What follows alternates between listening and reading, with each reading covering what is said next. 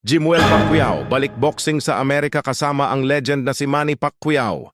Balik ensayo na naman ang mag-amang Manny at Jimwell Pacquiao sa Amerika. Si Jimwell, na ngayon ay nakatira sa US kasama ang fiancé niyang si Carolina Ortega at ang kanilang unang baby, ay todo paghahanda na para sa inaabangang pagbabalik niya sa mundo ng professional boxing. Ayon sa mga ulat, mas seryoso raw ngayon si Jimwell, mas disiplinado, mas determinado, at mas inspired dahil kasama niya ang pamilya at walang iba kundi ang sariling ama na boxing legend Manny Pacquiao bilang mentor. Kitang-kita raw sa training camp na talagang pinapanday ulit si Jimwell para sa mas malaking laban at bagong kabanata ng kanyang career. At kung ganito katutok ang Pacquiao duo, baka may bagong Pacman version 2.0 tayong masasaksihan.